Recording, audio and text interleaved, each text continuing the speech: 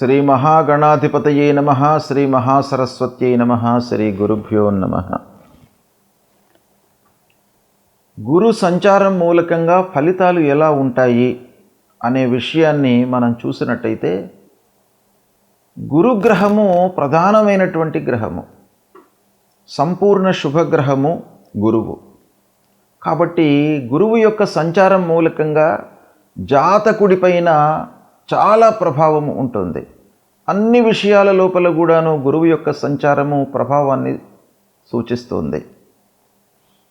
అయితే ఈ 2026వ సంవత్సరంలో గురుగ్రహము 1/6/2026 వరకు మిథున రాశిలో సంచరిస్తున్నాడు.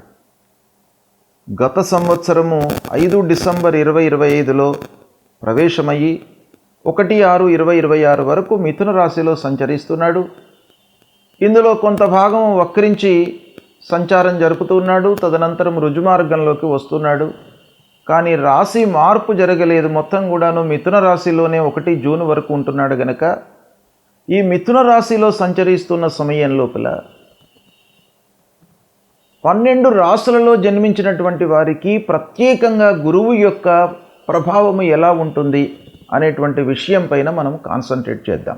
మకర రాశి వారికి గురువు మిథున రాశిలో సంచరిస్తున్నటువంటి సమయంలో ఎలాంటి ఫలితాలు ఉంటాయి అనే విషయాన్ని మనం చూసినట్టయితే, మిథున రాశి సంచారము అనంటే మకర రాశి వారికి 6వ స్థానం అవుతుంది. అంటే 6వ స్థానము గోచార రీత్యా ప్రతికూలమైనటువంటి స్థానం. అయితే ఈ 6వ స్థానం లోపల గురువు పూర్ణ శుభగ్రహము సంచరిస్తుంది. అలాంటి గురువు మూలకంగా మనకు కొన్ని ఇబ్బందులు ఉన్నప్పటికీ కొన్ని విషయాలలో మంచి జరిగే అవకాశాలు కూడాను ఒక రకంగా ఉంటాయి. ఏంటంటే, మంచి గ్రహము, పూర్ణ శుభత్వం కలిగినటువంటి గ్రహము గురువు. అలాంటి గురువు 6వ స్థానంలో సంచరిస్తున్నాడు. ప్రతికూలమే గోచార రీత్యా. అయితే మీరు కొన్ని విషయాలలో జాగ్రత్తలు తీసుకోవాలి. ఆరోగ్యం విషయంలో జాగ్రత్తలు తీసుకోవాలి. మీరు పనిచేస్తున్నటువంటి పనిపైన మీరు నిర్లక్ష్యం చేసినట్టయితే ఇబ్బందుల పాలవుతారు. కనుక పనిపైన శ్రద్ధ తీసుకోవాలి, కాన్సంట్రేషన్ చేయాలి. ఇవన్నీ కూడా చేసినట్టయితే ఆ 6వ స్థానంలో సంచరించడం మూలకంగా కలిగేటువంటి దుష్ప్రభావము కొంత తగ్గే అవకాశాలు ఉంటాయి. అయితే ఓవరాల్గా 6వ స్థానంలో సంచరించడం మూలకంగా మనకు ఎలాంటి ఫలితాలు ఉంటాయి అనే విషయాన్ని మనం చూసినట్టయితే, వర్క్ లోపల మనకు చాలా ప్రెషర్ ఉంటుంది. అంటే ఆ యాజమాన్యము మనకు ఒక లిమిటెడ్ టైం ఇస్తారు. ఆ సమయం లోపల పని పూర్తి చేయాలి అనేటువంటి ప్రెషర్ ఒక పక్కన మీకు ఉంటుంది. తద్వారా మానసికమైనటువంటి ఇబ్బందికి కొంత గురి అయ్యే అవకాశాలు ఉన్నాయి. అయితే శుభగ్రహము 6వ స్థానంలో సంచరిస్తున్నాడు కనుక మీకు ఎవరైతే గిట్టని వాళ్ళు ఉన్నారో వాళ్ళ మూలకంగా కొన్ని ఇబ్బందులు తలెత్తే అవకాశాలు ఉన్నాయి. కాబట్టి కొంత జాగ్రత్తలు తీసుకోండి. ఇకపోతే పోటీ పరీక్షలకు ప్రిపేర్ అవుతున్నటువంటి విద్యార్థులు కొంత కాన్సంట్రేషన్ చేయాలి. తద్వారా ఈ సహజంగా ఈ స్థానంలో సంచరిస్తున్న సమయం లోపల అశ్రద్ధ, పోస్ట్పోన్మెంట్ నేచర్ అనేటువంటిది మీకు అనుకోకుండా డెవలప్ అవుతుంది. కాబట్టి దాని నుండి విముక్తులు కావడానికై మీ వైపు నుంచి కొంత శ్రద్ధ, ఏకాగ్రత మీరు విద్యార్థులు నిలిపినట్టయితే తప్పకుండా మంచి ఫలితాలను పొందుతారు. ఇక కోర్టు విషయం లోపల పూర్వం నుంచి ఉన్నటువంటి కేసులు, వాటి లోపల మీరు కొంత కాన్సంట్రేషన్ చేయండి. మీకు అనుకూలమైనటువంటి ఫలితాలు వచ్చే అవకాశము ఉంది. ఇకపోతే మీరు ముఖ్యంగా ఖర్చులు, రుణాలు, వీటిపైన మీరు బాగా నియంత్రణ మట్టుకు అవసరం. ఈ సమయం లోపల ఉద్యోగస్తులకు ఉద్యోగంలో మట్టుకు ఇబ్బందులు ఉండవు, స్థిరంగా ఉంటుంది. ఉద్యోగంలో స్థిరత్వం కనబడుతుంది ఈ సమయం లోపల. అది చాలా సంతోషదాయకమైనటువంటి విషయము. ముఖ్యంగా ఈ 6వ స్థానంలో సంచారం అనేటువంటిది కష్టపడితే మనకు ఫలితం వస్తుంది. కష్టే ఫలి అన్నట్టుగా మనకు ఈ 6వ స్థానంలో ఉంటాడు. అంటే మీ చేతిలోనే విజయం అనేటువంటిది ఉంది. కష్టపడితే విజయము, మీరు అశ్రద్ధతో ఉంటే అపజయము అనేటువంటి విషయం మనకి ఇక్కడ ఈ 6వ స్థానంలో ఉండడం మూలకంగా కనబడుతుంది. ఇక ఆరోగ్యాన్ని మీరు నిర్లక్ష్యం చేయకూడదు. ఆరోగ్యపరమైనటువంటి సమస్యలు కనబడుతున్నాయి. ఇక స్నేహితులు, బంధువులు, దగ్గర వాళ్ళతో కొంత ఘర్షణ వాతావరణం ఉంటుంది.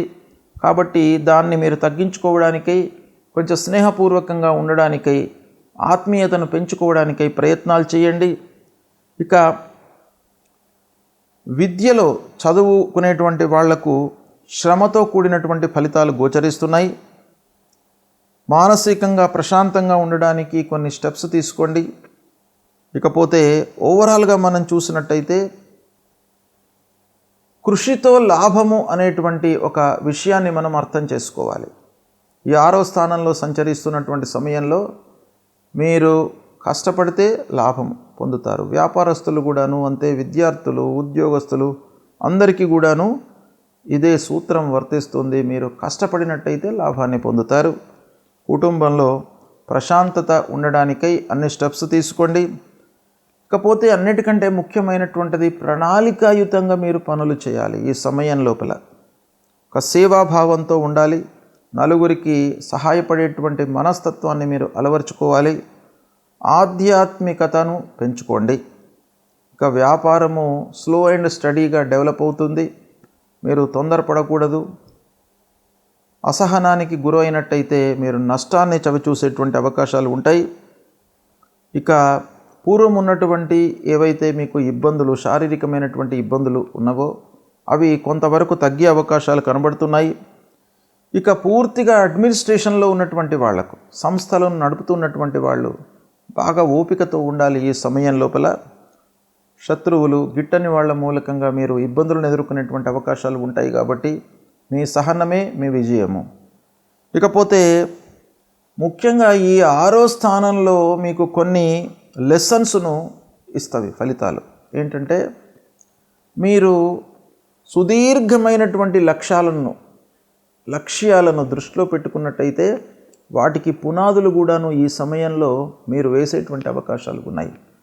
కాబట్టి వాటిపైన మనస్సు నిలపండి, మీరు మంచి ఫలితాలను పొందుతారు.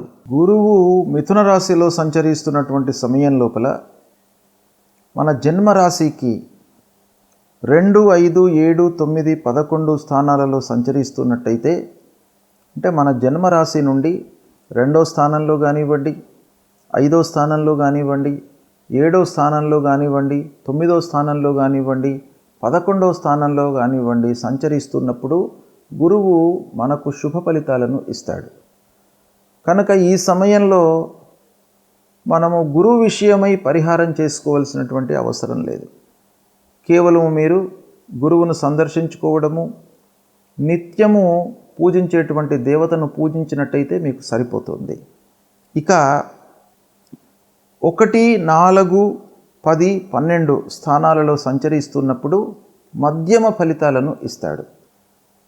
మధ్యమ ఫలితాలు అనంటే మనము ఎఫర్ట్స్ పెడితే మనకు ఆ శుభం అనేటువంటిది మన వైపుకు వస్తుంది.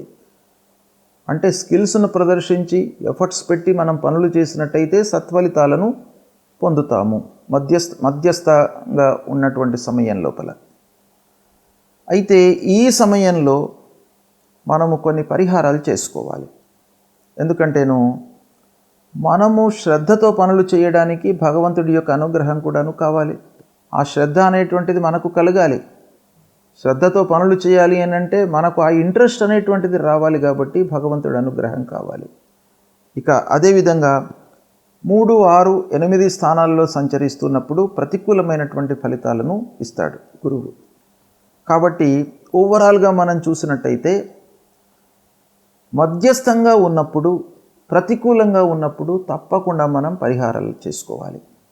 అయితే గురువు విషయంలో మనం ఏం పరిహారం చేసుకోవాలి అనే విషయాన్ని మనం చూసినట్టయితే, గురువు సంబంధించినటువంటి మూలమంత్రం ఉంటుంది. దేవానాంచ ఋషీణాంచ గురుం కాంచన సన్నిభం వందనీయం త్రిలోకానాం తన్నమామి బృహస్పతిం అనేటువంటి ఈ మూలమంత్రాన్ని ప్రతినిత్యం కూడాను ఒక 16 మార్లు మీరు జపించినట్టయితే ఆ గురువు యొక్క అనుగ్రహం లభిస్తుంది. అంతేకాకుండా సద్గురువులను సందర్శించుకోండి. దత్తాత్రేయ స్వామి దేవాలయానికి వెళ్ళి ఆ భగవంతుడి యొక్క అనుగ్రహాన్ని పొందండి. దక్షిణామూర్తి స్తోత్ర పారాయణాన్ని చేయండి. అన్నిటికంటే ముఖ్యమైనటువంటిది గురువు యొక్క అనుగ్రహం రావడానికి తల్లిదండ్రులను సేవించండి. మాతృదేవో భవ పితృదేవో భవ అన్నారు. కాబట్టి తల్లిదండ్రులే మనకు గురువులు, తల్లిదండ్రులే భగవంతుడు. కాబట్టి తల్లిదండ్రులను ప్రతినిత్యం కూడాను సేవించడము, వాళ్ళ యొక్క బాగోగులు తెలుసుకోవడము, వాళ్లకు కావలసినటువంటి పనులను చేసి పెట్టడము, వాళ్ళ యొక్క మనస్సును నొప్పించకుండా వాళ్లను సంతృప్తిపరిచినట్టయితే మీకు తప్పకుండా ఆ తల్లిదండ్రుల యొక్క అనుగ్రహం లభిస్తుంది. తద్వారా భగవంతుడి యొక్క అనుగ్రహం కూడాను మీకు లభిస్తుంది. కనుక అందరూ కూడాను గురువు ప్రతికూలంగా ఉన్నప్పుడు మీరు తల్లిదండ్రులను సేవించండి. వాళ్లకు కావలసినటువంటి విషయాలపై మీరు మనస్సు నిలపండి. తద్వారా మీకు శుభం జరుగుతుంది. శుభం.